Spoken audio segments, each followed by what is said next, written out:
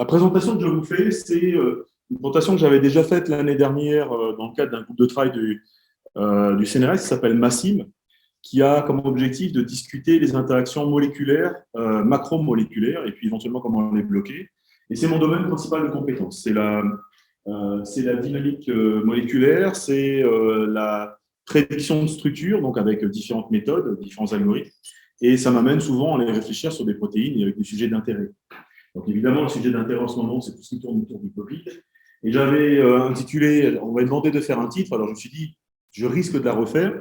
Donc j'ai pris un titre général qui était le Covid-19, le passé, le présent, le futur. Donc évidemment, ça, je suis tranquille pour un petit moment avec ça. Et donc ça, c'était l'année dernière. J'ai mis à jour la présentation pour le RFCT à Rennes le mois dernier.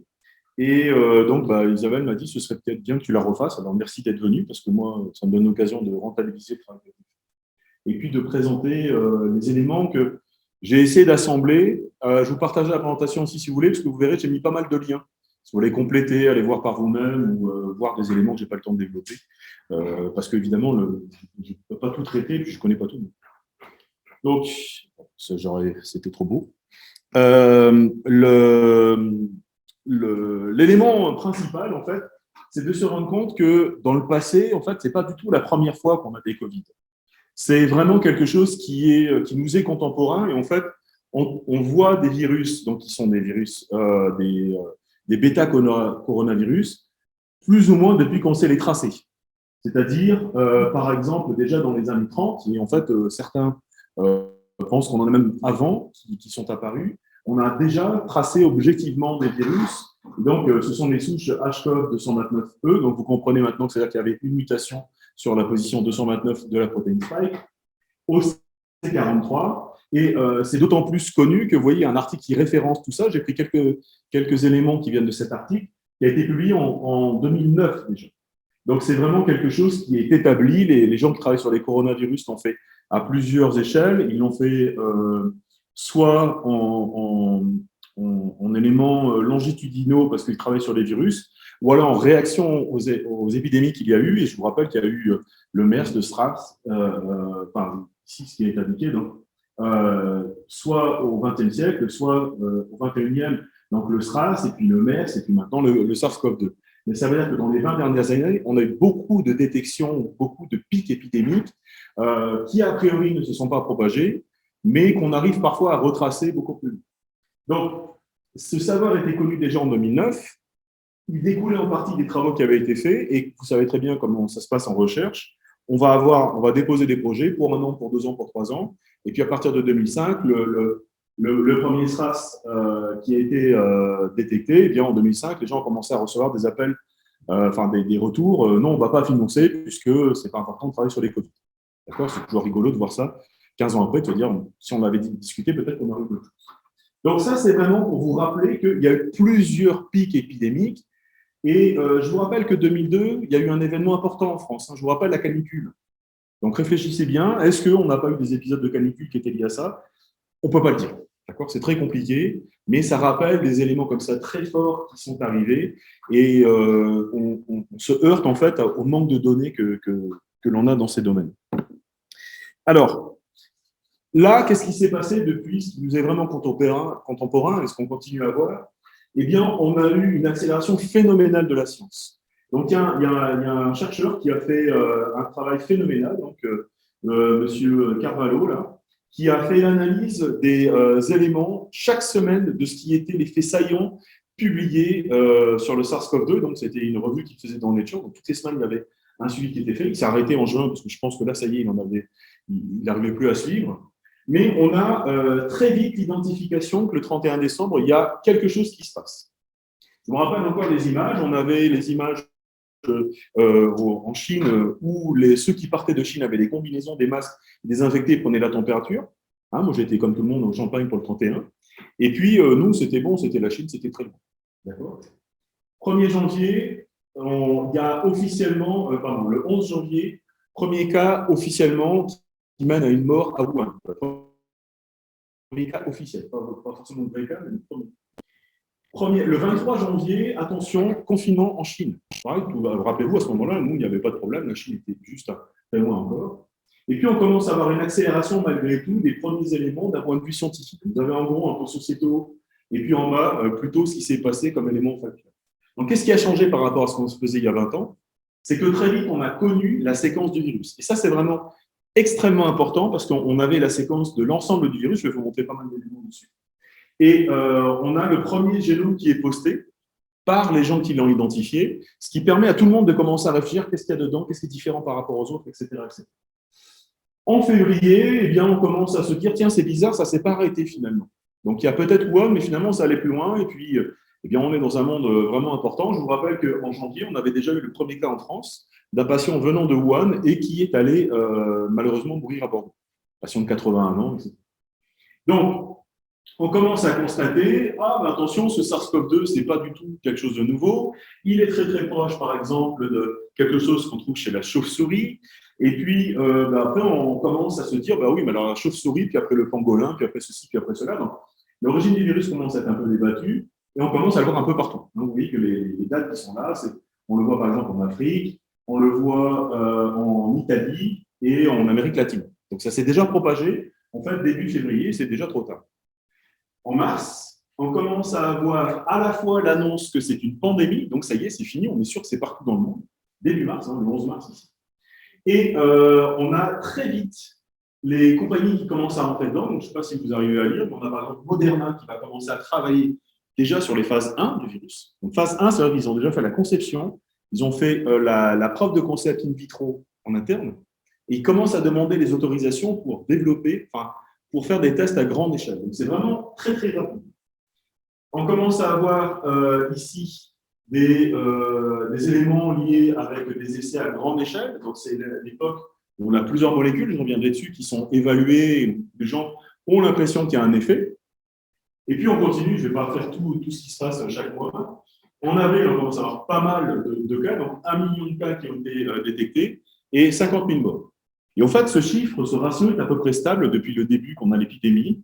Le pourcentage de morts liés à ce virus, il est d'environ 2%. Donc, c'est beaucoup et pas beaucoup. 2%, c'est-à-dire qu'il y a 90% des gens qui décèdent, mais c'est comme 2% de la population qui va succomber à ce virus. On a, donc c'était en avril, on commence à avoir des éléments qui sont liés au fonctionnement de ce virus. Quels sont les éléments particuliers, par exemple, la protéase TMP-RSS2, voilà, et on démontre qu'elle va avoir un rôle dans le clivage de la protéine spike. Je vais vous montrer une petite vidéo après. Et puis, le savoir avance. Vous voyez que ça continue, en fait, ça continue énormément. Je vous rappelle que cette période-là, mars, avril, c'est là où il y a le confinement qui est quasiment augmenté. Donc, les cas augmentent énormément, et puis, je vous ai dit, ça s'arrête là en juin, parce qu'on commence à avoir la fin des études cliniques pour dire, voilà, la dexaméthasone, oui, ça a l'air de marcher. Les anticorps de Régénéron, on commence à vérifier que ça marche aussi dans certaines situations, etc. etc. Et on a vraiment beaucoup avancé, à la fois dans le savoir, mais aussi malheureusement dans l'épidémie. Donc, je ne vais pas rester trop longtemps là-dessus, c'est pour vous indiquer qu'il y a eu énormément de savoir. Donc, en même temps, j'ai des collègues qui publient des travaux assez détaillés sur la comparaison de la conservation des protéines que l'on constate présentes dans le génome de ce virus-là par rapport à celles qui étaient connues avant, et aussi par rapport aux protéines qui sont connues dans d'autres organismes. Donc, ce n'est pas important d'aller voir dans le détail, vous pouvez faire attention simplement aux espèces qui sont indiquées en haut, le pangolin, voilà, on a le SARS-CoV-2, une ancienne version, le SARS-CoV-1, et puis donc encore une autre souche qui existait. Donc, quand vous regardez en détail, eh bien, il est difficile de savoir d'où ça vient. En fait, quelle est la trace initiale du virus? Qu'est-ce qui a été le premier virus? C'est toujours un débat actuellement. Il est probable qu'il n'ait pas été synthétisé en laboratoire, donc il y a vraiment beaucoup de traces dans la nature qui expliquent qu'il est là. Qu'est-ce qui a fait qu'il a émergé, qu'il a été diffusé? Eh bien, il commence à y avoir des convergences pour dire que c'est vraiment dans le marché de Wuhan, avec des animaux vivants, que la transmission se serait faite. Mais on n'a pas le lien exact de tout ce qui s'est passé. Et je crois que le consensus, pour l'instant, est autour de la date du 11 décembre. Je crois que ce serait une personne. Le patient zéro aurait été identique. Donc, vous avez une explication qui est là. Vous avez des éléments complémentaires qui sont intéressants par rapport aux informations au niveau du CNRS. Donc, vous savez qu'il y a une commission d'enquête. Donc, le CNRS, c'est comme une institution sérieuse Et donc, il s'explique, il détaille les éléments qui font douter que l'origine exacte soit bien claire. Et puis, vous avez aussi un article là, donc vous avez le détail vraiment de comment ça a été calculé, comment c'est fait. Ça, ce sont des approches plutôt bioinformatiques, donc c'est pas l'objectif de détailler ça, mais ça a été fait de manière très sérieuse et par des gens en France. Donc, ça mérite d'être intéressant à montrer. Alors, qu'est-ce que c'est que ce génome du virus? Je dis, on l'a eu très, très vite. Ça, c'est vraiment l'avancée des technologies. On constate qu'il y a un virus, on a la réponse 10 jours après. Qu'est-ce que c'est que la séquence en détail? Eh bien, c'est un ARN messager qui fait 30 acides aminés. Donc, comme je sais qu'il faut que je l'explique un petit peu, en fait, dans nos cellules, on a donc deux compartiments. Une cellule, c'est quoi? C'est un compartiment qui va faire une différence entre l'extérieur et l'intérieur. C'est un compartiment hydrophobe, donc qui contient quasiment du sel à l'intérieur et du sel à l'extérieur. Le sang, c'est un milieu salin, mais il faut cloisonner. Donc, il y a des portes d'entrée. Et ces portes d'entrée sont aussi, ensuite limitées dans un deuxième compartiment qui s'appelle le noyau, puisque à l'intérieur du noyau, on a ce qui est le plus précieux pour nous, c'est notre ADN. Et donc, cet ADN reste dans le noyau. Donc, il faut bien passer l'information entre le petit compartiment à l'intérieur, la cellule et éventuellement l'extérieur. Et donc, pour ça, c'est tout un trafficking, j'en reviendrai après. Mais globalement, l'ADN reste à l'intérieur du noyau. Il faut envoyer des petits messages. C'est ce qu'on appelle l'ARN messager. Et cet ARN messager va donner ensuite une protéine, c'est la recette de cuisine. Et puis ensuite, vous passez dans une moulinette qui s'appelle le ribosome. C'est la machine qui va produire cette protéine. Et on va obtenir plein de choses à partir de cette protéine. C'est ce que je vous détaille ici.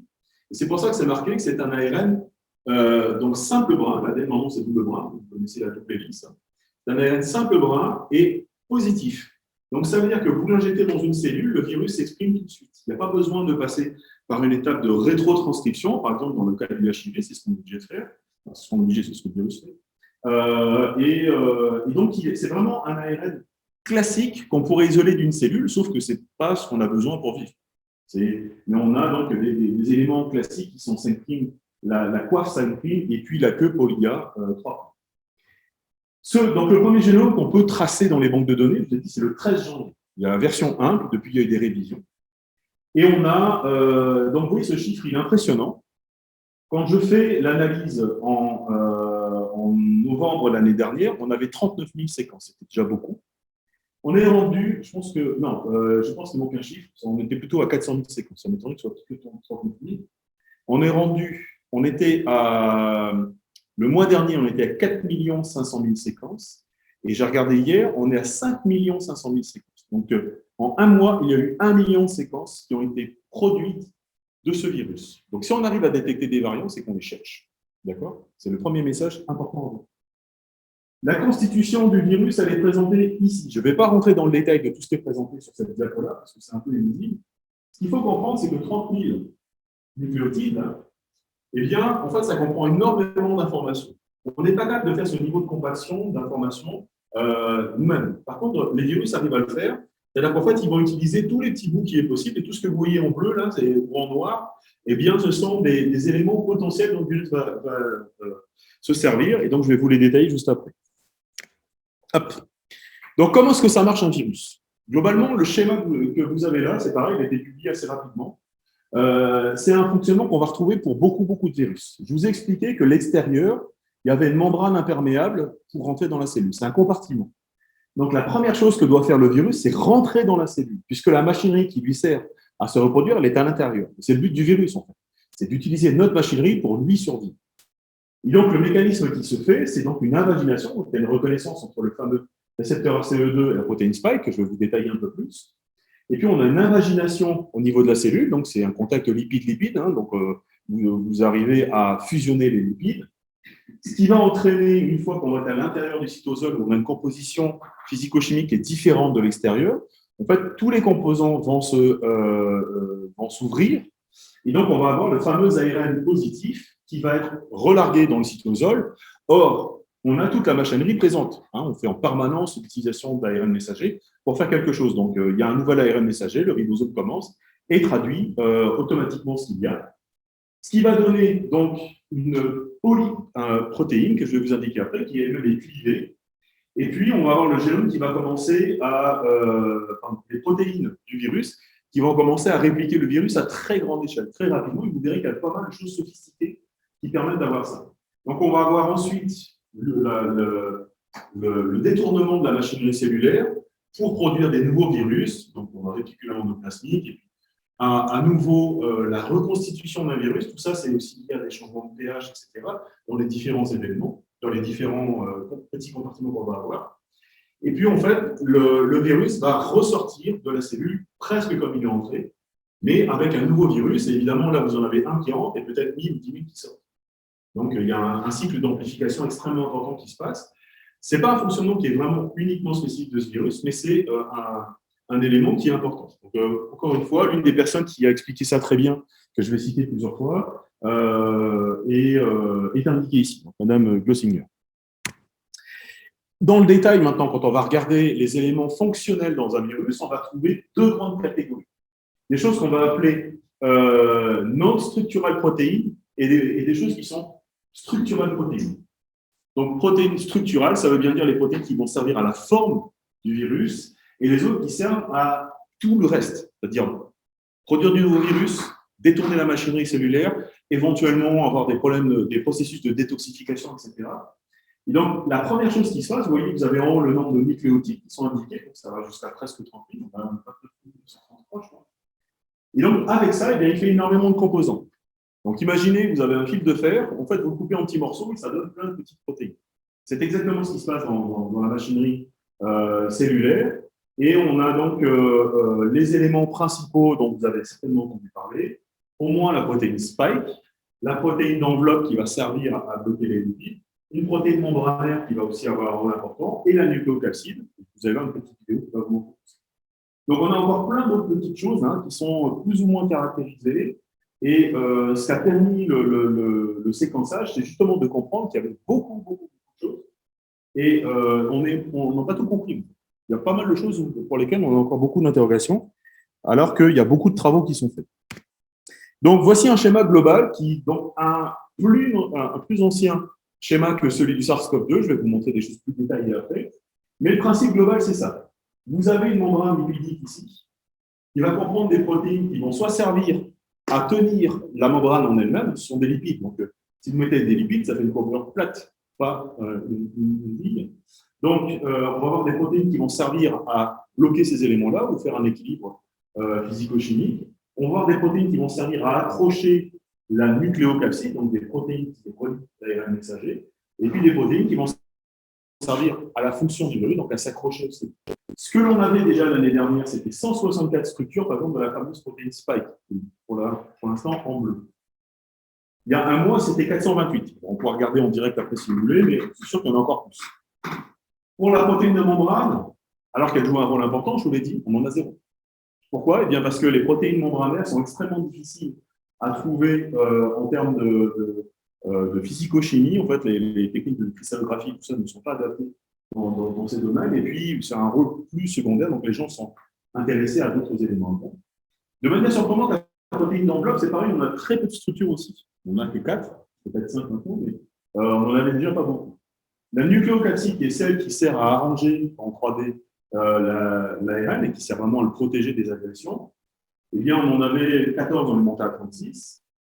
Vous avez entendu parler de H1N1, par exemple, pour le virus de la grippe. Eh bien, on va avoir des protéines de ce type-là chez les SARS-CoV-2, donc hémagglutinine estérase, et il se trouve que celui-là ne l'a pas. Donc, d'autres SARS non, donc d'autres virus de cette famille non, mais pas celui-là. Et j'ai regardé, je suis étudiant informatique, je ne l'ai pas trouvé. Les lipides, la problématique fondamentale, c'est que même si on fait une petite touche comme ça, on ne connaît pas vraiment le détail de la composition, ce qui prend les lipides de la cellule. Est-ce que tous les lipides sont pris? Est-ce qu'il y a plus de cholestérol? Est-ce qu'il y a un certain type qui vient d'un compartiment ou d'un autre? On n'en sait rien. La protéase, c'est une protéine importante, puisque je vous ai dit, on a un grand filament qui est prédit par, qui va être tout d'abord le point d'entrée, qui va être traduit en protéines, et la protéase sert à le couper en petits morceaux. Donc, on a des structures, on n'a pas comme ça non plus. Mais c'est une protéine qui est aussi assez connue, puisqu'on a eu beaucoup de travaux sur les autres virus, donc on n'a pas besoin d'en avoir beaucoup. Et puis, par contre, la polymérase qui est spécifique de ce virus-là, qui va servir à répliquer le virus, vous voyez, on avait déjà beaucoup l'année dernière, et on n'a plus du double cette année. Donc, ce chiffre, vous avez vu la progression, donc c'est sûr qu'un mois après, on en a encore beaucoup plus. Donc, ces informations-là, ça n'explique pas. Comment? Oui. Oui. Elles ont été sorties par Eric. Non, en fait, voilà. En fait, ce qui a permis d'aller très vite, et ça, les gens qui ont travaillé sur vraiment les premières protéines spike l'expliquent très bien, c'est parce qu'ils ont pu faire de la cryoscopie, de la micro-cryoscopie. Il y a assez peu, enfin en proportion, c'est vrai que je n'ai pas un ratio, mais il y a beaucoup de structures de cryomicroscopie. Par contre, on a pu bénéficier du fait que maintenant, on a des résolutions qui sont relativement bonnes. Donc, on est autour de, on va dire, entre 3 et 4. Alors, ce n'est pas hyper précis, mais quand on veut avoir la forme globale, c'est déjà suffisant. Parce que les protéines sont assez grosses. Et on avait déjà des structures cristallographiques des autres protéases, enfin des autres protéines. Donc, par analogie, on pouvait faire du raffinement assez rapidement. Mais effectivement, ça a été l'une des raisons pour lesquelles on a eu très vite les structures. Sortir une protéine en 2 mois en cristallographie, c'est très compliqué. Et même en... Oui, non, il y en a plein. Voilà, mais justement, c'est eux qui ont travaillé comme des dingues. Ils ont travaillé jour et nuit et 7 jours sur 7. C'est ce qu'ils expliquent et c'est eux qui ont sorti les premières structures en microscopie électronique. Ils ont fait un travail de dingue. Mais si on n'avait pas la microscopie électronique, on n'aurait pas autant de structures. C'est ce qui explique aussi. Je vais revenir sur quelques éléments. Donc voilà, la fameuse protéine spike, ce qui est intéressant, c'est de voir l'échelle, déjà. Donc ça, c'est une vraie représentation qui est importante, parce que justement, on voit la taille de la protéine spike, donc ce n'est pas toute la protéine spike, par rapport au récepteur ACE2, qui est donc une protéine qu'on a à la surface de beaucoup de nos cellules. Et cette protéine, elle joue un rôle important dans la conversion de l'angiotensine. En fait, elle joue un rôle important dans l'hypertension. Et c'est une liaison assez courte entre ces deux protéines qui va faire que le virus va s'accrocher, puis ensuite ça va vivre. L'élément qui a changé beaucoup par rapport à tout ce qu'on connaissait, c'est que maintenant on sait qu'un des mécanismes importants de reconnaissance ou d'échappement par le système immunitaire, c'est ce que vous avez à droite. C'est-à-dire que la plupart du temps, quand on va faire la structure des protéines, on va les exprimer dans des systèmes par exemple bactériens qui n'ont pas de système de glycosylation. Or, on l'oublie souvent, mais les sucres, c'est la vie. C'est l'élément qui va faire qu'on va avoir une reconnaissance ou pas dans le système immunitaire. Et la réalité, elle est plutôt là. Donc, vous comprenez bien quand je vous montre l'image de gauche et l'image de droite, que quand on va vouloir bloquer une interaction, par exemple avec un anticorps sur la protéine de droite, c'est beaucoup plus compliqué que la protéine de gauche. Là, on a l'impression qu'il y a plein d'endroits qui sont accessibles. En réalité, ce que vous avez là, c'est vraiment très recouvert, très bloqué. Je vais vous montrer une vidéo, vous allez voir, en plus, tout ça, évidemment, ça bouge. Et ça, c'est justement l'analyse qui a pu être faite en prenant en compte non seulement les travaux de microscopie électronique ou de cristallographie, mais aussi des analyses de modélisation. Donc, on a commencé à avoir un mélange de pas mal de choses. Ce qu'on constate, c'est que c'est principalement des hélices alpha, donc ce sont des bons tortillons. On va avoir quelques éléments qui vont être en feuillet bêta, donc c'est plutôt des feuillets qu'on va retrouver localisés, je vais regarder dessus. Et puis, un élément qui est important, et ça c'est effectivement un argument qui est rarement mis en avant, mais qui est vrai, c'est une des raisons possibles pour expliquer le fait que les enfants sont beaucoup moins sensibles à ce virus que les adultes, c'est que l'expression de ce fameux récepteur est liée aux hormones. Et donc, c'est quelque chose qui va faire qu'on va en avoir beaucoup plus sur nos cellules que quand on est enfant. Et c'est en particulier lié aux hormones féminines. D'accord ? Alors, ce n'est pas le seul facteur. Hein. Bien sûr, même enfant, on en a moins. Et puis, il y a aussi un facteur qui est mécanique, c'est-à-dire que les enfants sont plus petits, donc quand ils respirent, ils ont une chance d'absorber moins de virus que moins adultes qui vont respirer 5 kg. Mais c'est un élément qui est intéressant pour comprendre un petit peu peut-être une partie de la vie. Ce n'est pas très étudié, c'est pas. On va aller plus loin dans l'explication, mais pour moi, ce sont des choses qui l'ont connaissé. Donc, ici, je vais vous montrer ces éléments-là. Je pense que le New York Times il va me demander de payer, donc je ne pourrais pas vous le montrer, mais vous, si vous cliquez dessus la première fois, il vous l'autorise. Par contre, ce que j'ai fait, c'est que j'ai préparé une petite vidéo qui a été faite par des membres du consortium qui a travaillé dessus, enfin un des membres, qui montre comment la protéine agit. Donc, vous allez voir, ici, hop, juste le temps qui passe en plein écran.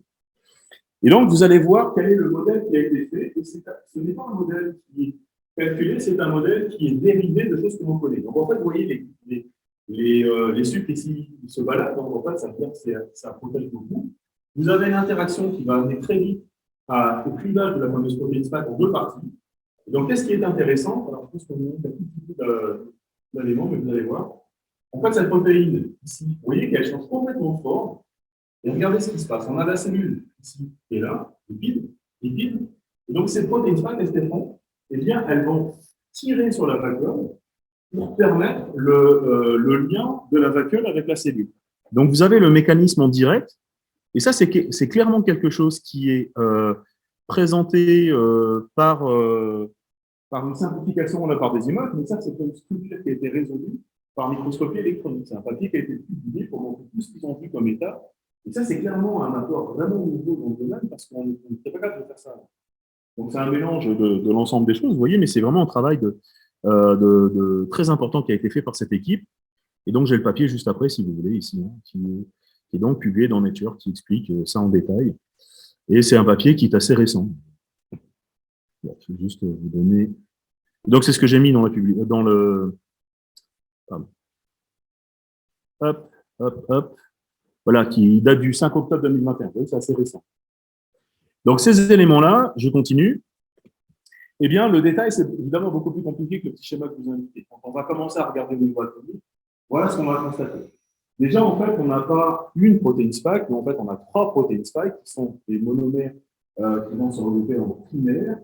Et dans le détail de ça, vous avez vu que cette partie qui est en hélice ici, qui est l'intérieur de ici, ce sont les parties qui vont être beaucoup plus flexibles, qui vont permettre de s'accrocher à la cellule hôte. On va avoir des domaines qui sont plutôt rigides et puis des endroits qui vont être plutôt dynamiques. Et donc, si vous avez une simplification, comme je vous l'ai montré à droite, c'est des papiers différents. Eh bien, vous constatez en plus à quels endroits on a observé qu'il y avait des mutations. Donc, je vais vous montrer le mouvement que ça peut entraîner. On a des acides aminés qui sont impliqués dans la reconnaissance, qui sont impliqués en vert ici. Vous avez ce domaine bleu qui est le pendant d'hiver et qu'on a implémenté ici en orientation avec le feuillet. Et on a des points qui ont fait des changements importants dans l'agressivité du virus, en fait, dans la reconnaissance de notre récepteur cellulaire par le virus. Donc, vous avez par exemple la fameuse mutation D614G, qui n'a rien à voir du tout avec le mode de liaison avec le récepteur, mais bien avec un aspect mécanique. Vous allez voir, je vais vous montrer, je pense que ce sera très clair. Donc, ça, c'est un logiciel qui a été fait par une équipe française de l'INRIA, qui maintenant est commercialisé, il s'appelle Sanson. Et en fait, le principe de Sanson, c'est bien parce que c'est pas forcément lié à la bioinformatique structurale ou à la structure de macromolécules, mais c'est beaucoup plus large. En fait, on peut modéliser des nanotubes avec, etc. Et ce qui est intéressant, c'est que c'est à partir des structures qui étaient l'état ouvert et l'état fermé de la protéine, eh bien, ils ont utilisé des approches de mode élastique pour passer d'un état à l'autre. Parce qu'on n'avait pas, par contre, les états intermédiaires que je vous ai montrés qu'on venait juste de les avoir. Donc, à partir des structures qu'on peut incorporer dans leur logiciel, pour connaître un peu les couleurs, vous voyez en fait le détail de l'unitaire qu'on arrive à voir dans la structure macromoléculaire. Eh bien, on va voir donc dessus la protéine. Quand on le regarde comme ça, on ne comprend pas trop comment ça peut marcher.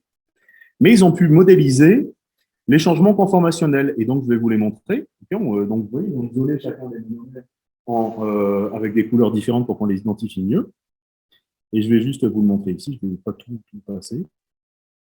Hop, si la page veut bien venir. Voilà, Spike in Motion. Voilà. Et donc, qu'est-ce qui se passe? Eh bien, là, vous avez vraiment l'état ouvert, l'état fermé. Et donc, vous avez vraiment, alors, c'est montré que sur une sous-unité, le domaine qui va se dire, etc., c'est 2. Mais en réalité, tout bouge. Et donc, rappelez-vous, le schéma que je viens de vous montrer, la mutation 614, elle est là, en plein milieu. Donc, en fait, ça veut dire que ce mouvement-là, qui est la conséquence, qui va être l'élément qui va permettre la reconnaissance sur les cellules, eh bien, c'est un élément qui est beaucoup plus loin, une mutation qui va avoir une conséquence sur ce mouvement-là. Donc, c'est une propagation à longue échelle, ce qui est assez dur à prédire. C'est pour ça qu'on a beaucoup de mal à prédire la difficulté des variants, la dangerosité des variants. Mais ce simple changement unique a des conséquences importantes sur ce mouvement. Et en fait, il est supposé que en fait, la protéine s'ouvre et se ferme, parce que là, il y a qu'un domaine, mais en réalité, il y en a 3. Je crois qu'on voit même la même chose du dessus. Voilà. Vous voyez ici? Donc, ça fait vraiment une pince, ça s'ouvre, ça se ferme. Et quand on voit ce mouvement-là, vous comprenez que ça peut permettre de reconnaître quelque chose qui est figé sur nos cellules, et ça vient d'attraper. D'accord? Et donc là, on en a qu'un, on doit aller les 3 publics, on doit donner les éléments. Donc, la conséquence de la mutation, c'est de faire qu'on a probablement une forme qui est peut-être un peu plus ouverte, qui va plus facilement venir reconnaître plutôt que d'avoir un événement d'ouverture-fermeture statistique, comme c'est présenté là. Donc, donc tout ça, normalement, c'est plus facile de raconter l'histoire parce qu'on a toutes les informations. Mais le mouvement que je viens de vous présenter, il a été décrit en mars l'année dernière. Hein, les premières structures sont arrivées fin février, début mars, et les premières modélisations sont arrivées juste après. Je vous en parlerai sur ces histoires de modélisation.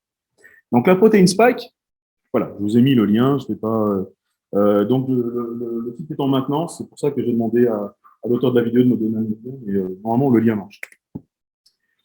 Donc, le détail ici, je ne vais pas vous le remettre, mais vous voyez, c'est pour bien vous montrer qu'on a des exemples de microscopie. Et en fait, c'est en couplant des approches de construction à grande échelle qu'on va avoir ces informations-là. Alors, je ne sais plus si c'est le même lien ici. Regardez, je crois que c'est celui que je vous ai présenté, je vais juste vérifier. Je sais qu'il y a deux vidéos un petit peu différentes. Oui, oui, bien sûr.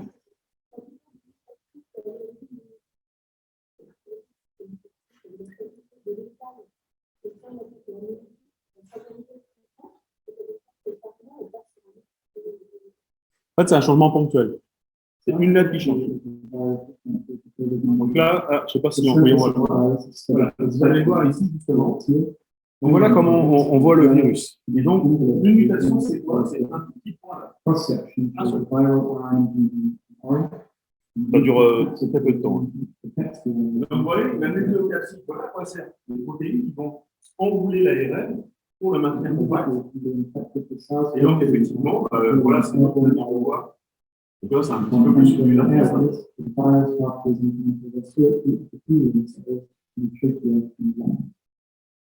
Donc voilà le mécanisme qui est supposé. Bien sûr, on va pas le la liaison, juste après la coupure de la partie.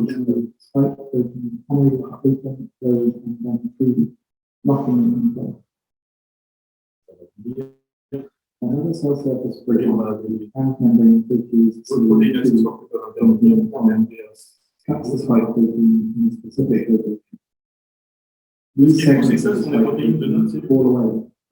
C'est vraiment c'est probablement un mécanisme normal de la série. C'est pour ça que vous l'avez vu.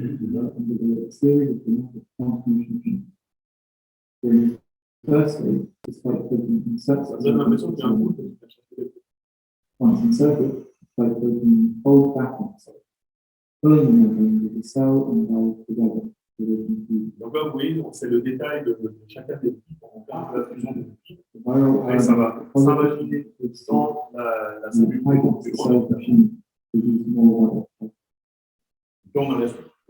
Donc, ce qui m'intéresse, c'est la vidéo vous montre quelques éléments qu'on a discuté un petit peu, mais c'est aussi parce qu'encore une fois, c'est un consortium qui, à mon avis, est un consortium de référence pour aller continuer à avoir ces informations. Donc, je passe là-dessus. Alors, pour la protéine spike, je ne vais pas aller plus loin, d'accord, parce que sinon, on pourrait passer beaucoup de temps. Il y a énormément de choses à dire, il y a énormément de mutants, je vous montrerai quelques éléments liés à ça, mais c'est celle qui est utilisée pour nous vacciner. C'est la séquence de l'ARN messager uniquement de cette protéine et pas de l'ensemble du virus qui est utilisé dans les vaccins ARN. Je vous en parle un petit peu après. Pour la protéine membranaire, donc qui est importante, hein, qui fait 222 acides aminés, on sait qu'elle est importante pour la structure, et donc je vous l'ai mis en anglais. Eh bien, c'est bien de mettre du gel hydroalcoolique, mais rappelez-vous, c'est de la biophysique, enfin, de la biochimie, de la chimie de base. C'est essentiellement des lipides. Donc, qu'est-ce qui est mieux pour détruire des lipides? Il y a du savon. Donc, si vous avez du savon, vous avez dans les mains. Si on n'a pas le choix, on prend du gel hydroalcoolique. Moi, je préfère largement utiliser le savon plutôt que le gel hydroalcoolique parce que c'est une barrière mécanique. Le virus sur son enveloppe n'a aucun effet. Ne peut pas se diffuser dans l'environnement. Et donc, si on savonne suffisamment les choses, il n'y a pas de okay. Après, on ne va pas mettre du savon, évidemment, dans le... Il est prouvé qu'il est essentiel pour l'assemblage du virus et pour sa pathogénicité. Ça fait pas de référence. Et on n'a toujours pas de structure. Donc ça, c'est un petit peu gênant parce que c'est une protéine peut-être qui est très spécifique de ce virus, qui serait intéressante à cibler. Comme on ne sait pas sa tête, c'est difficile de la cibler. Après, pour la protéine d'enveloppe, en fait, on n'a pas de structure complète.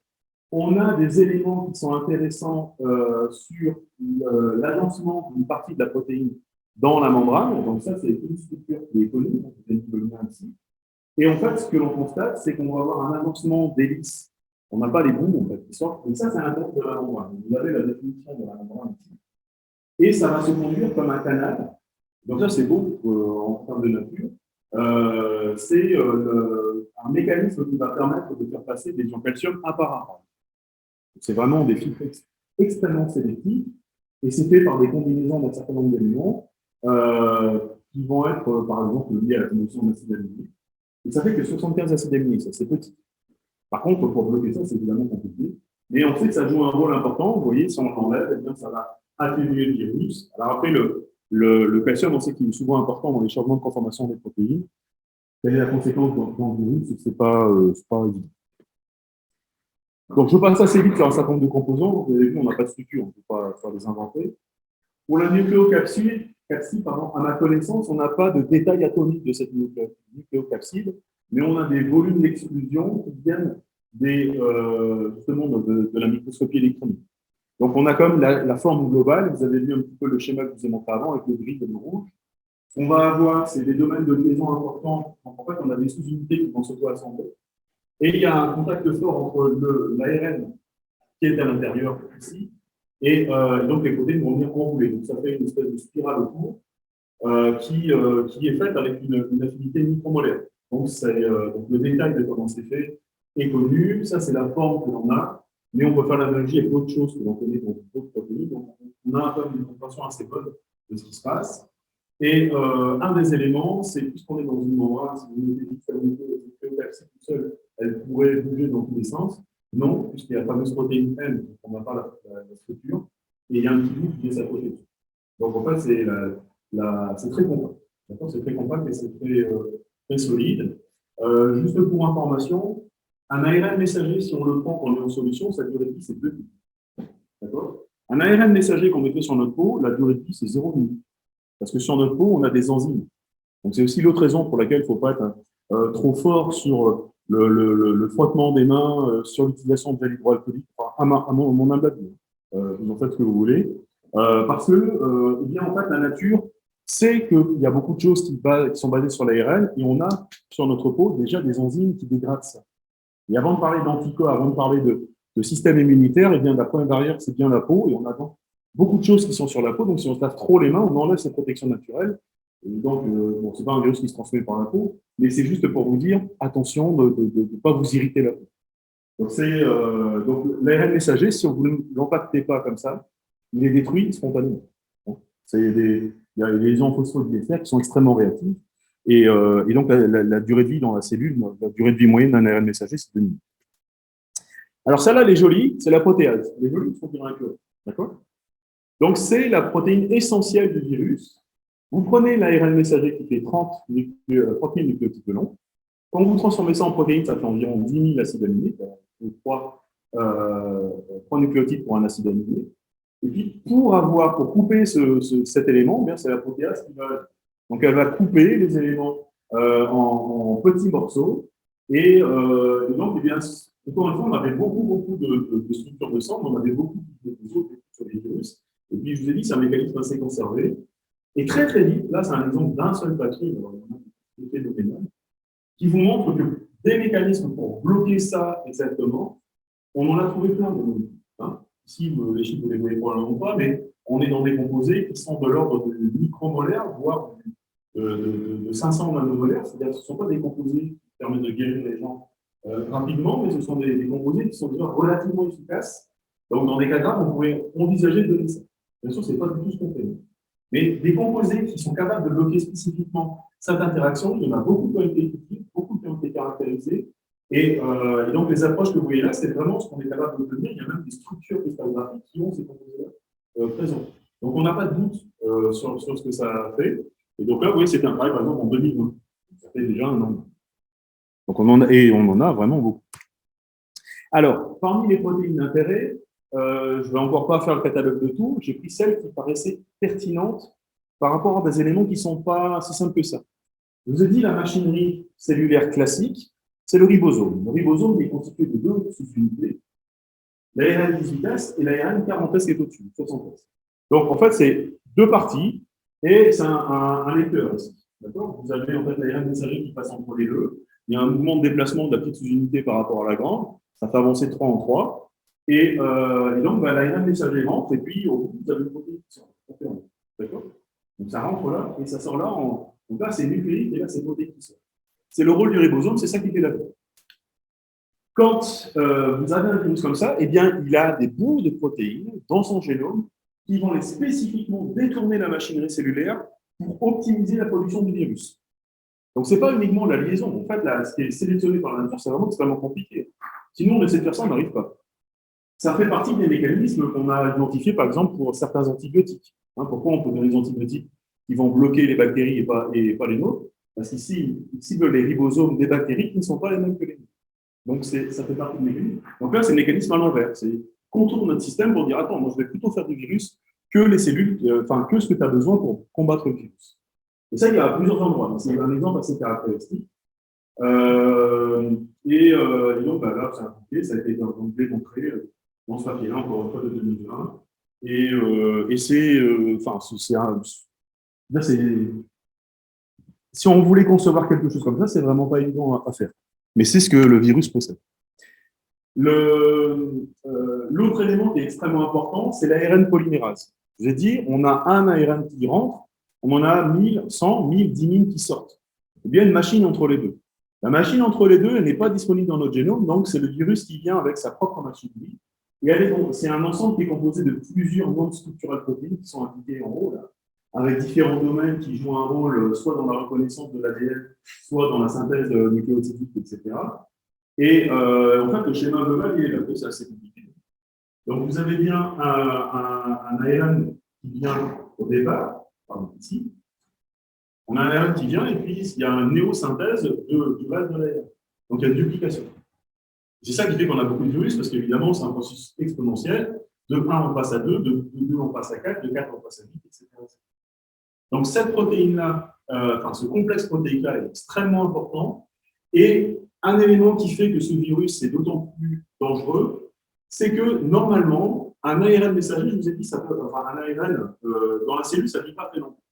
Un ARN qui fait 30 000 nucléotides, normalement, en fait, ça ne peut même pas être viable. En fait.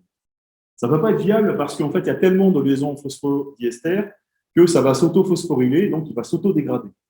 La raison pour laquelle on arrive à avoir ça, que le virus arrive à avoir ça, c'est qu'il y a une activité qui est très connue pour les bêta-coronavirus, c'est une activité qu'on appelle de proofreading, quality control. Donc ça veut dire que le virus en lui-même est capable de comprendre que si jamais il y a quelque chose qui ne s'est pas bien passé, pas le virus, mais le protéine du virus, eh bien, il va avoir un retour en arrière, il va revenir en arrière pour corriger la base, pour reprendre la synthèse.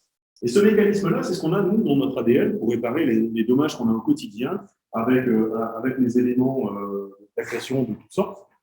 Et si ce virus n'avait pas ce système de contrôle qualité, il ne pourrait pas faire 30 000 nucléotides. En fait, on sait que la plupart des autres virus, au-delà de 20 000 nucléotides, eh bien, ils dégénèrent.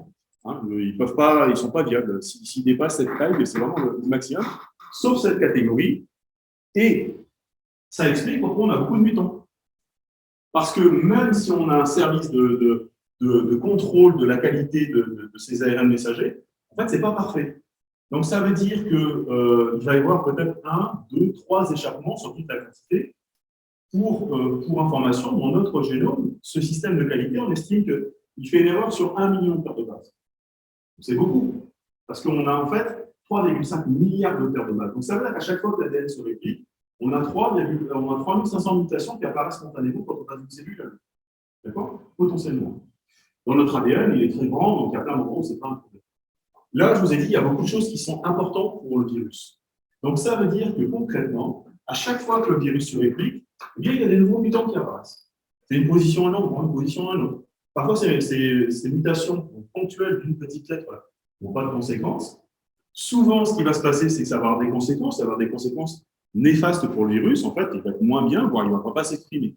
Mais rappelez-vous bien que c'est un processus exponentiel. Donc, même s'il produit 10 000 virus et qu'il y en a, on va dire, 10 000 nucléotides, et qu'il y en a 5 000 en fait, qui sont pas bons, c'est pas grave, il en reste encore 5 000.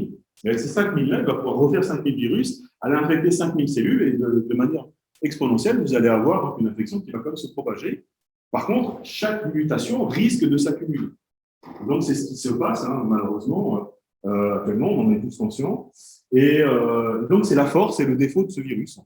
Pourquoi on voit des mutants? Bien parce qu'il y a un système de contrôle qualité, mais qui est imparfait et qui n'est pas du tout au niveau de ce qu'on a, nous, caryotes supérieurs, comme système de réparation de l'ADN. Alors, voici une protéine, une autre qui est importante, c'est la réplicase. Et celle-là, c'est juste, je la mets simplement parce que c'est une des enzymes qui est importante pour bloquer le processus. Donc, dans le détail en fait, de ce que je vous ai présenté avant, on voit le remdesivir, donc c'est une des molécules qui a été pressentie, et c'est globalement un analogue non-sens pour faire. Donc, vous avez l'ARN messager qui est là, celui qui est la source, celui qui va être synthétisé, qui est le jaune, donc qui va être petit à petit, qui va être complété. En fait, le remdesivir, je ne sais pas si vous le voyez, mais normalement, on a un squelette phosphodiester qui continue. Lui, c'est le cœur catalytique de la réaction. En fait, on n'a pas. Donc, ça veut dire que c'est un moyen de bloquer l'expression du virus. Et bon, si vous en mettez beaucoup, eh bien, on va avoir l'arrêt de la réplication d'ARN. Si on n'a plus suffisamment d'ARN ou qu'il est très incomplet, on a arrêté le fonctionnement du virus. Alors, il faut mettre pas mal de quantité de remdesivir pour pouvoir l'obtenir. Il est assez compliqué, apparemment, si bien compris en clinique à utiliser. Et puis, ça, on connaît déjà cette histoire. Donc, pour ceux qui sont un peu plus âgés, ce sont tous les inhibiteurs nucléotidiques qu'il y a eu contre le HIV, quand il y a eu les éléments pour combattre le HIV. La ZD, par exemple, de mémoire. Et donc, c'est un mécanisme qui marche, mais le problème, c'est que les ARN messagers, rappelez-vous, on en a aussi dans notre corps. Donc, ça veut dire que le problème, ça va être la sélectivité. Mais ce n'est pas du tout spécifique de ce mécanisme-là. Donc, si vous le mettez à grande échelle sur des cellules, vous allez bien arrêter la réplication du virus. Par contre, quand vous le mettez dans notre corps, on a beaucoup d'ARN messagers, on va en avoir partout. On va avoir peut-être d'autres conséquences que juste ce virus. Donc, c'est une thérapie intéressante, mais qui ne peut pas être une solution. Et donc, juste pour compléter, pour vous donner d'autres éléments, donc, je vous ai dit qu'il y avait toute une machinerie cellulaire. Ça, c'est une protéine qui s'appelle TOM70. C'est une protéine chaperonne. En fait, ce qui se passe, c'est que comme le processus est entièrement itératif, vous avez une protéine qui vient avec un assigné, puis un deuxième, puis un troisième, puis un quatrième, etc. Normalement, en fait, cette protéine, spontanément, va prendre la forme définitive qu'elle est censée adopter, mais ce n'est pas le cas pour toutes les protéines. Donc, on va avoir un repliement qui va être spécifique, enfin, qui va être changé par justement ces chaperones. C'est ça le but de cette protéine, elles vont déplacer des protéines qui ont des éléments mal formés. Et donc, eh bien, l'ORF9B joue ce rôle-là. Elle va aller détourner TOM70, qui est une protéine de notre corps, pour aller plutôt travailler pour le virus. Okay, donc, ça, c'est pour vous dire, le virus contient parmi toutes les protéines que je vous ai indiquées, plein d'éléments pour bloquer ou détourner toute notre machinerie cellulaire. Pas un seul point, mais plein d'endroits différents, et des endroits qui paraissent a priori anodins. Mais les virus qui ont ça permettent d'avoir les éléments importants. Alors, vous voyez, c'était marqué « Was Future ». Donc ça, c'était ce que j'avais dit l'année dernière. Voilà, le futur, ça va être quoi? Donc, il y a un an, qu'est-ce qu'on pouvait dire? On pouvait dire que, finalement, même si on pensait avoir tout compris, eh bien, il y a eu des études qui ont été faites avec plein de techniques à haut débit, à très haute résolution, et on a découvert plein d'autres choses qu'on ne connaissait pas. 23. Je vous ai montré la liste des protéines, c'est-à-dire que par rapport à celle que je vous ai présentée, il y en a 23 de plus. On n'a aucune idée de ce que c'est. On n'a pas la structure. Et à l'époque, c'était, attention, il y a la mutation D614G, c'est hyper grave. Bon, on a eu 2 confinements depuis, donc il y a la fin du... Oui, c'était pendant le confinement, ça. Donc, c'est 1,5, on va dire. Donc, vous savez que des mutations, il y en a eu beaucoup plus que ça. Beaucoup plus, mais en fait, globalement, qu'est-ce qui a gagné? C'est cette mutation-là. C'est-à-dire qu'il y a plein de variants qui sont arrivés depuis, mais le variant prédominant, c'est le variant Delta.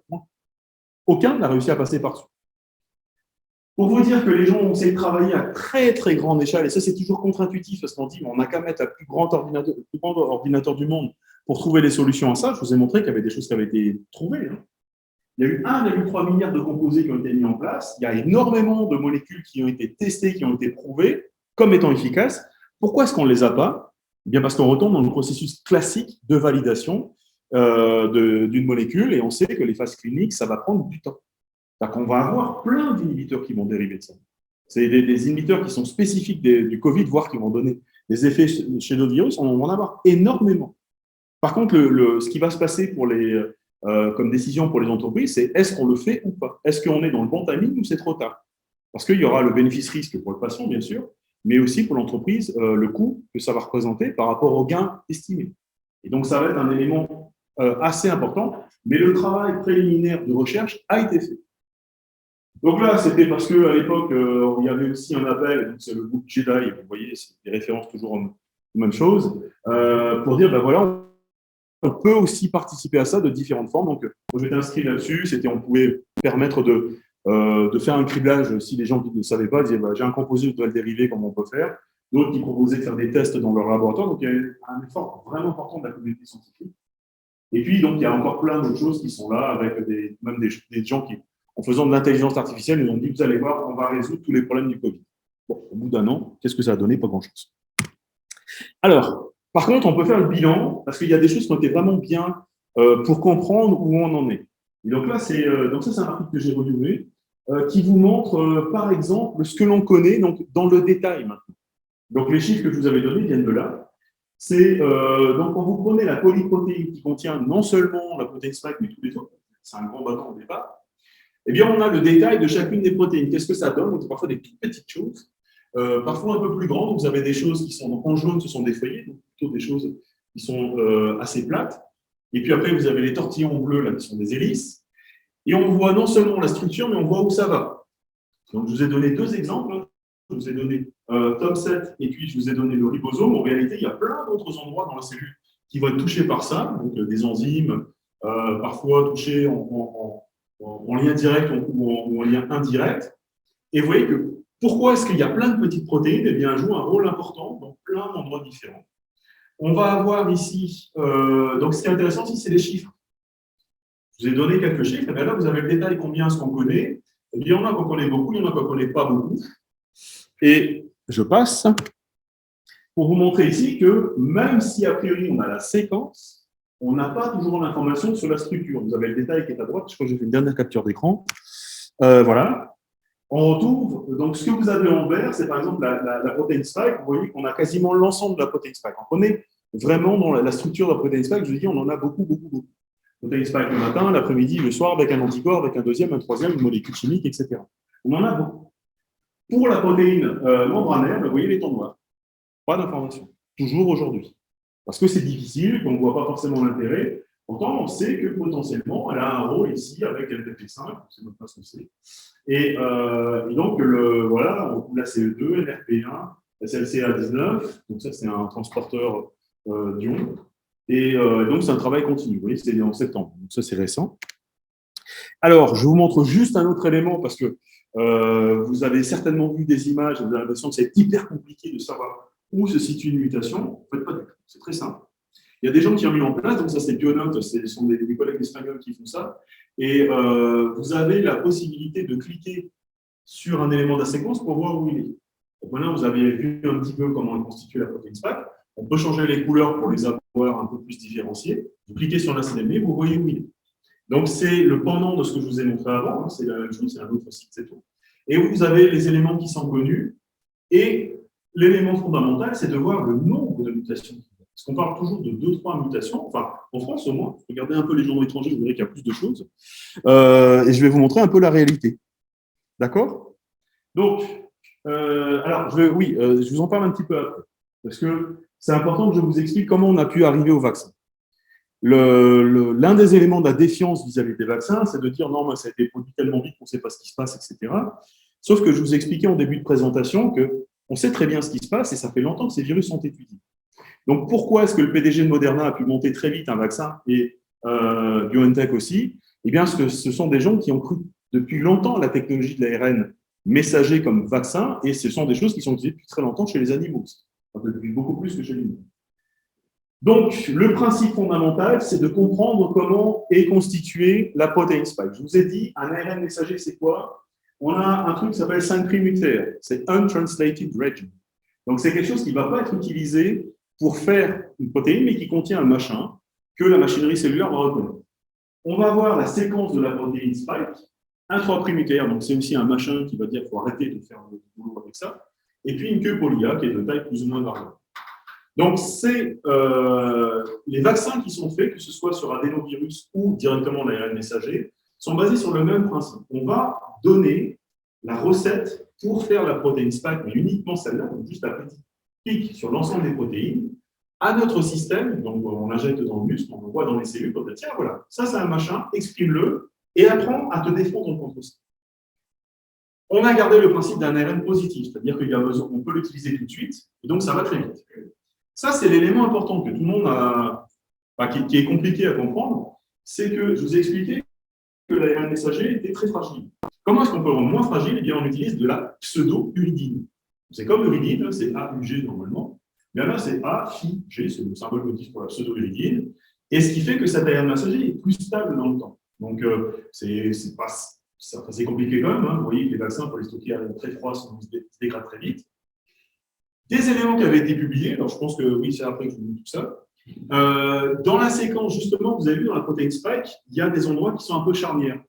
Eh bien, il avait été identifié dans la littérature, pas sur ce SARS-CoV-2-là, mais sur les virus d'avant, que l'utilisation de proline à des endroits très spécifiques augmenterait l'immunogénicité, justement en présentant beaucoup plus les éléments caractéristiques de ce virus. Ça, c'est publié. Et puis, un élément très important, il ne faut jamais utiliser la biotechnologie ou la nanotechnologie, ça dépend de quel point de vue vous vous placez. Mais ça fait longtemps que les gens travaillaient sur la vectorisation de macromolécules ou de petits composés. Donc, vous l'avez pour les crèmes, vous l'avez pour les gels, et il y avait donc les débuts de nanoparticules depuis une dizaine d'années pour faire la vectorisation de principes actifs, donc d'ARN messager, par exemple. Donc ça, c'est un alignement des planètes. Quoi. Ça commence en 2010, ça a été publié en 2018, ça 2017-2018 aussi, puis bon, l'ARN positif, là, c'est le prix Nobel, c'est très ancien. D'accord? Mais on a pu aller assez vite dans ces domaines-là, et donc ça, c'est détaillé après dans les liens que je vous ai juste mis là, pour expliquer comment, dans chacun des vaccins, ils sont allés chercher ces informations-là. C'est détaillé, et en plus, on est dans un monde quand même assez ouvert, puisque vous avez le détail de ce qui a été fait, voire ça a été décortiqué. Donc, quand on vous dit qu'on ne sait pas ce qu'il y a dedans, c'est faux. On le sait de manière très détaillée. On sait exactement la séquence qui a été utilisée. Ça a été déconstruit par des chercheurs qui ont analysé ces éléments-là. On sait très bien quels sont les éléments qui ont été utilisés pour faire le vaccin et la formule du vaccin. Et vous voyez qu'en fait, ici, c'est mRNA Vaccines and Neuron Vaccinology. D'accord? C'est publié en 2018. Alors, à moins d'avoir été des génies incroyables, je pense qu'en 2018, ou alors si vous êtes complotiste de dire c'est eux qui ont introduit le virus pour pouvoir le combiner, eh bien non, c'est bien pour vous montrer que c'était dans l'air du temps, c'est publié dans Nature Rare Drug Discovery. Et en fait, ça a vraiment été une accélération liée évidemment au contexte sanitaire, mais ce sont bien des choses qui étaient toutes alignées, présentes dans la littérature et dans les entreprises pour faire tout ça. Donc, vous avez plein d'autres vaccins. Je ne reviens pas sur AstraZeneca, CureVac, Sputnik. J'aurais pu mettre Valneva, j'aurais pu mettre d'autres encore. J'aurais pu mettre Valneva. Mais bien sûr, ça, ce sont des vaccins plus récents. On a des approches plus anciennes. Et laquelle sera la meilleure? Eh bien, on verra dans le temps. Mais ce qui est certain, c'est que l'approche par vaccination par ARN va être une révolution. Alors, ça, c'est pour dédramatiser l'histoire des variants. Tout ce que vous voyez là sont des variants. D'accord? Donc, on entend parler de variants, ça n'a aucun sens. Aucun. En fait, le virus, je vous l'ai expliqué, n'est pas capable de faire une réplication parfaite de son génome. C'est intrinsèque, la petite protéine qui est utilisée n'est pas assez complexe, n'est pas assez optimisée pour faire que vous prenez 30 000 lettres et vous tenez les 30 000 mêmes. Il y a forcément des variations qui vont apparaître. Alors ça, c'est une capture d'écran, je vais essayer de vous le montrer en direct, voir si ça ne rame pas trop. Et qu'est-ce qu'on peut identifier? Eh bien, on peut identifier déjà des clades. Donc ça, c'est de la phylogénie, c'est un élément classique en biologie, mais évidemment, ce n'est pas assez connu. C'est comment on va être capable de voir une histoire évolutionnelle. Alors, normalement, on utilise ça sur des grandes échelles de temps, hein. C'est plutôt pour distinguer est-ce qu'on est un dinosaure ou un primate, c'est à peu près. Mais on a les premières séquences du virus qu'on peut quantifier ici. D'accord? Et donc, comment est-ce qu'on fait de la phylogénie? Eh bien, on essaie d'identifier des éléments discriminants qui vont faire qu'on va aller une population, une deuxième, une troisième, une quatrième, etc. Et ça au niveau moléculaire. Hein, le virus a toujours la même tête. Eh bien, ce que vous constatez ici, c'est que dans les clades, Hein, donc, les sous-familles qui ont une première mutation, puis une deuxième, puis une troisième. Et donc, vous voyez tous les points là. Ce sont des prélèvements qui ont été faits dans différents pays. Et à chaque fois, vous avez une mutation, voire vous avez l'ajout d'une mutation. Donc là, vous en avez une, deux, trois, quatre, cinq, six, sept, huit, neuf, 10, 11. Hein, on n'est même pas en mars. Déjà en février l'année dernière, il y avait énormément de mutations qu'on avait détectées. Et à l'époque, on avait très peu de séquençage. Donc plus on séquence, plus on constate qu'il y a de mutants. Mais on les regroupe en famille. Donc on a le fameux variant bêta, dont on n'a pas parlé, epsilon, dont on n'a pas parlé, gamma, on n'a pas parlé, lambda, theta, delta, kappa, on a le delta. D'accord? Le delta, il est là. Et puis le alpha, qui était donc le premier, a priori, qu'on a identifié dès le début, et qui a continué sa petite vie, oui, qui n'a pas tout à fait disparu, mais qui a connu plein de variations. Et puis, là, vous voyez bien qu'au fur et à mesure, le nombre de points se densifie. Donc, une fois, je vais vous montrer le diagramme interactif. Moi, je ne sais pas s'il va passer, parce que c'est très lourd. Et bien, en fait, qu'est-ce qu'on constate là-dedans? C'est qu'on va avoir des mutants, donc des positions qui vont être de plus en plus sélectionnées comme étant favorables pour l'agressivité du virus. Et rappelez-vous bien que c'est écologique. Donc, c'est plus on va avoir de virus, plus on aura de variants, plus on aura de personnes contaminées, plus on aura de variants, plus on a le risque d'avoir un variant qui risque d'être plus dangereux. Par contre, ce qui semble être intéressant malgré tout, c'est que donc ça, ce sont des discours qui ont été tenus, hein, pas forcément que moi, c'est que malgré tout, les mutations qui semblent être favorables pour le virus, qui le rendent plus agressif pour nous humains, peut-être moins pour d'autres animaux, eh bien, on retombe un peu sur les mêmes endroits. Et pourquoi on retombe sur les mêmes endroits? Bien, je vous l'ai montré un petit peu. C'est parce que ce sont des endroits qui ont une importance forte pour la fonction de la protéine. Donc, finalement, on peut avoir plein de mutants en plein d'endroits, mais en fait, ça n'a pas de conséquences particulières, si ce n'est éventuellement d'avoir une production d'anticorps ou une reconnaissance un peu moins forte par rapport au vaccin. Mais globalement, la protéine est très grande, donc on apprend sur l'ensemble de la protéine. Donc, même si on ne reconnaît pas un petit bout, si on est vacciné, notre corps va dire attends, toi, je ne te connais pas bien, mais j'ai vu un truc comme toi, paf, c'est pareil. Hein, il va mettre 15 jours pour apprendre la différence, mais on ne va pas repartir à zéro. Et donc, ça, c'est encore une fois publié dans Nature Reviews Genetics. Il y a la liste de toutes les mutations, et vous allez vous rendre compte que ça, il y en a beaucoup. Et donc, on est déjà rendu à 10 familles de mutants donc, qui sont recensés ici, qui ne sont pas toujours au même endroit, etc. Et donc, le lien, il est là. Donc, c'est quand les gens, encore une fois, me disent je ne sais pas où trouver l'information, c'est normal. Mais par contre, elle est vraiment publique, elle est disponible. Donc, je vais tenter de vous le montrer en espérant que ça rime beaucoup avec l'enregistrement en général.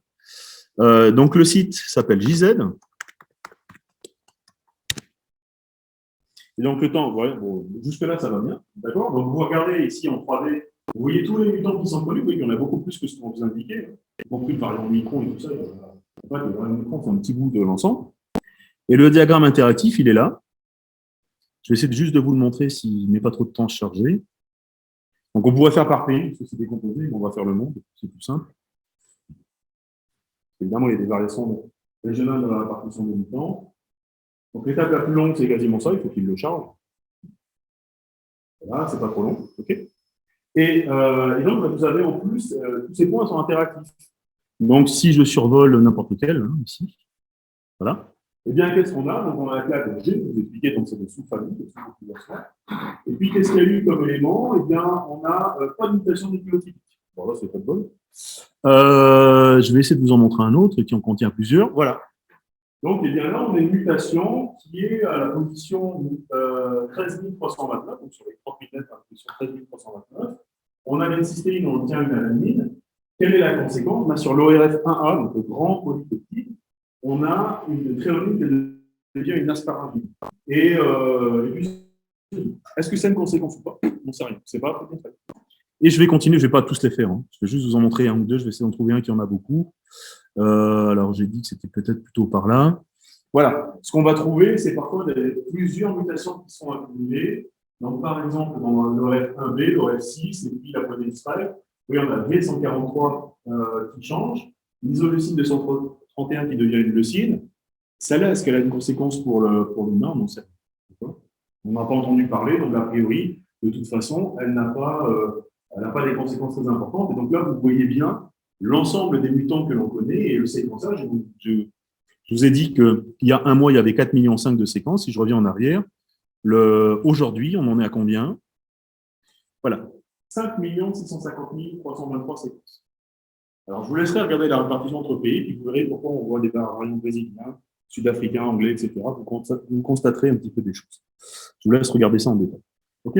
Donc, ce qui est important, c'est de bien, c'est de comprendre que c'est intrinsèque à la nature, les mutations. En plus, on sait exactement pourquoi ces mutants arrivent et qu'en réalité, jusqu'à preuve du contraire, le variant Delta, il a écrasé les autres. Il a écrasé les autres parce que d'un point de vue écologique, il est le plus adapté. Et ça, ce sont des lois qui ont été établies depuis longtemps. Vous avez entendu parler peut-être de Charles Darwin. Le concept fondamental de Charles Darwin, c'est que les mutations apparaissent au hasard durant l'évolution. Et c'est la sélection de celui qui est le plus adapté dans un écosystème donné, dans un environnement donné, à un moment donné, c'est celui-là qui va survivre et les autres disparaissent. D'accord ? Et ça se démontre très, très bien dans plein de situations. Et c'est exactement ce qu'on est en train de voir. Bon, je ne dis pas qu'il faut être vigilant, bien sûr, mais il ne faut pas être étonné. Donc, je vais quand même parler un tout petit peu des molécules chimiques, puisque vous savez qu'il y en a beaucoup qui ont été données. Donc, quel est le principe de ces molécules chimiques? Je vous ai dit, en fait, il y a plein de choses sur lesquelles on peut interagir. D'abord, l'entrée du virus. Donc, on peut avoir des anticorps monoclonaux. Le virus est dans notre sang, si on met un anticorps monoclonal, eh bien, c'est un signal pour dire au système immunitaire, ouh là là, ça c'est dangereux, tu le prends et tu l'élimines tout de suite. Ça, c'est un des éléments, et ça, vous avez entendu parler avec Trump et Régénéron. C'est une approche, c'est très bien, ça coûte une fortune, et donc, c'est dans des situations très particulières. C'est globalement plutôt à l'hôpital qu'on va utiliser ça. C'est pas le matin au moment où vous allez prendre des anticorps. C'est pas comme ça qu'on peut le faire. Après, on va avoir donc la possibilité de rentrer dans le récepteur. Donc, on va avoir des composés qui existent, qui ne sont pas du tout liés à ce mécanisme-là, qui sont utilisés dans d'autres domaines, et qu'on va pouvoir utiliser. Et puis, toutes les étapes que je vous ai indiquées, voilà, la fusion, la traduction, la réplication de l'ARN, on va avoir différents états, je vous en ai indiqué quelques-uns. Et puis, évidemment, vous voyez, par exemple, la chloroquine, l'hydroxychloroquine, c'est clairement pas un antiviral, ça c'est certain.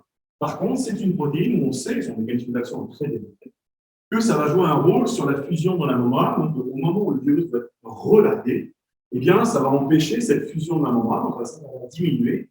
Donc, même sur les 10 000 virus qui sont produits, il y en a peut-être que 3 000 qui vont diffuser. Je donne des chiffres qui n'ont pas quantifié, c'est juste pour vous expliquer un peu le mécanisme. Et donc, en fait, il n'y a aucune étape là qui bloque intégralement le virus, mais par contre, chacune des étapes va diminuer l'activité du virus. Et ça va laisser le temps encore de reprendre la main. On a aussi d'autres éléments, donc l'infliximab, tocilizumab, ce sont des anti-interleukines, donc ce sont des mécanismes immunitaires génériques qui ne sont pas du tout liés à ça, qui sont liés à notre système immunitaire. Et puis, je vous ai mis cela parce que vous savez qu'il y a eu un débat là-dessus, avec des articles qui sont assez controversés, donc c'est assez compliqué de savoir en fait la réalité. Mais si chez nous, ça a été discuté beaucoup sur l'hydroxychloroquine et la chloroquine, en fait, dans beaucoup de pays, il y a eu des discussions sur plein d'autres molécules. Il y a, par exemple, l'ivermectine a été très promu en Inde, puis ils ont eu des milliers de morts. Après, il y a eu ritonavir qui a été aussi pas mal promu, puis finalement, on s'est constaté que ça ne marchait pas très bien non plus. Pas assez. Beaucoup de traditional Chinese medicine prescription. Donc là, on a fait le bilan l'année dernière, il y avait 600 études en cours, il y en avait 500 qui étaient sur des produits comme ça. Et là, quand j'ai regardé, c'était donc il y a un mois, il y avait 7000 études en cours. Donc, je vous ai dit, on va avoir énormément de molécules qui vont arriver. Parmi celles-là, c'est certain qu'il y en a qui sont très, très, très efficaces.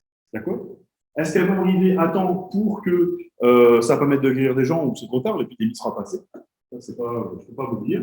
Et vous pouvez le voir en cliquant sur ce lien. D'accord? C'est public, hein, les études cliniques sont référencées. Vous savez où on est, quels sont les éléments. Et puis, donc, il y a des éléments aussi qui sont qui vous indiquent, par exemple, le molnupiravir qui, par exemple, qui commence à être autorisé en France. Eh bien, on se demande si, au final, il ne va pas sélectionner d'autres mutants. Donc, c'est bien l'utiliser, puis après, on va avoir des virus qui vont être résistants à ça et vont peut-être être encore plus agressifs. Donc, on se retrouve toujours dans un problème qui est encore une fois classique en écologie. Vous faites une pression de sélection, donc vous risquez de déplacer un virus de son écosystème vers un autre. Est-ce que c'est pour le mieux ou le moins bien? C'est difficile à classer. Alors, ça, c'est juste pour vous montrer, parce que c'est pour que vous voyez un petit peu la différence entre l'uridine et la pseudo-uridine. Et donc, vous avez l'uridine qui est à gauche ici. Donc, ça, c'est l'uridine. Les liaisons phosphodiesters sont là. Pourquoi est-ce que c'est très réactif? Parce que vous avez 2 hydroxydes ici. Donc, l'ADN, il n'y a pas ça. Donc, l'ADN est plus stable parce qu'on n'a pas l'hydroxyle ici. Mais avec l'hydroxyle, eh bien, vous avez le phosphate qui est ici. Donc, la première chose qui se passe, c'est une internalisation et vous coupez la liaison avec l'oxyde nucléotide. Donc, quand vous faites la synthèse, eh bien, vous allez garder à peu près les éléments principaux. Vous voyez ici, on n'a plus un azote, on a un carbone. Donc, déjà, on change un peu la fonction chimique. Et puis, on va déplacer l'azote ici. Et donc, on va conserver la possibilité, donc les bases sont appariées en face. Simplement, le fait d'avoir un carbone au lieu d'un azote, ça change la géométrie déjà. Et ça change la réactivité de l'ensemble. C'est ce qui va faire qu'au final, ça va bloquer la répartition. Donc, vous avez les liaisons hydrogènes qui sont indiquées là. Et je vais vous donner juste deux informations pour terminer. Premièrement, beaucoup d'informations ont été très, très bien décrites par quelqu'un qui s'appelle Britt Glosinger. Je vous ai mis un lien YouTube, mais il y en a, donc c'est un lien qui est en relation directe avec le SARS-CoV-2, donc c'est encore beaucoup plus détaillé d'un point de vue moléculaire que ce que je vous ai montré. Il y a le détail de comment se fait le contrôle qualité de la synthèse nucléotidique. On a un effort considérable fait par l'NCBI pour recenser toutes les informations liées aux structures du SARS-CoV-2. On a un groupe qui s'appelle Deschaux Research, qui est en fait la référence dans le domaine, puisqu'ils ont des ordinateurs qui leur permettent de faire des calculs qui sont à peu près 1000 fois plus longs que ce qu'on est capable de faire, même avec les sommes de calcul ici. Donc, ils ont vraiment une expertise dans ce domaine très importante. Ils ont fait très vite des analyses de toutes les protéines qu'on connaissait, de comment ça pouvait bouger, etc. Donc, c'est pareil, ça c'est mars-avril de l'année dernière. On a donc d'autres laboratoires, donc Fex et Michael Fex, c'est quelqu'un qui travaille aussi dans la prédiction des structures. Au début, on n'avait pas toutes les structures. On s'est dit, on n'a encore pas la protéine M et puis quelques-unes encore. Ils ont donc fait des modèles de ces protéines, vous pouvez les regarder. La protéine databank, c'est évidemment tout ce qu'il y a. Donc là, je crois qu'on est rendu à 2000 structures du SARS-CoV-2, donc on a vraiment beaucoup de protéines là-dessus. Il y a une page dédiée sur Uniprot qui est liée là-dessus. Et donc, je vous ai dit, juste avant de vous dire merci pour votre attention, je vous ai mis là, il faut juste que je retrouve le lien. Là, je crois que c'est celui-là. Non, c'est pas celui-là, c'est celui-là. Voilà. Je vous ai dit qu'on ne savait pas est-ce que c'était la virulence ou pas d'un virus par rapport aux mutations. Donc ça, ce papier, il est sorti le 29 décembre, 29 novembre. Ah non, c'est le 2 juin. Je ne l'ai pas vu. L'intérêt de ce papier, c'est qu'ils ont cherché justement à voir est-ce qu'on pouvait, à partir des mutations, prédire est-ce que ce serait dangereux ou pas. Je vous fais l'histoire courte. Ils ont fait des approches qui se combinent, des approches moléculaires et puis statistiques. Et ils ont défini ce qu'ils appellent un Transmissibility Index, un T-index. Alors, il est resté quand même sur un note d'espoir. En fait, pour eux, le variant actuel, le Delta, il a un Transmissibility Index de 10, c'est-à-dire qu'il est très transmissible. On a le variant initial, le variant alpha, qui avait un index autour de 2. Et donc, ils ont appliqué cette méthode-là sur le variant Omicron. Ils estiment qu'il est à 3,5. Je n'ai plus la valeur exacte. Enfin, il est très, très bas par rapport au Delta. Donc, on sera très vite fixé pour savoir si ce variant Omicron qui nous inquiète actuellement va être très transmissible ou pas, d'après eux, non. Donc, si c'est vrai, en fait, le Delta va rester, comme on est plutôt bien protégé par le vaccin contre le Delta et que la population est beaucoup en contact, ça veut dire qu'on va plutôt dans une favorable. Bon, pas épidémiologiste, hein, je ne vais pas m'avancer trop, mais c'est juste pour finir avec une note d'espoir.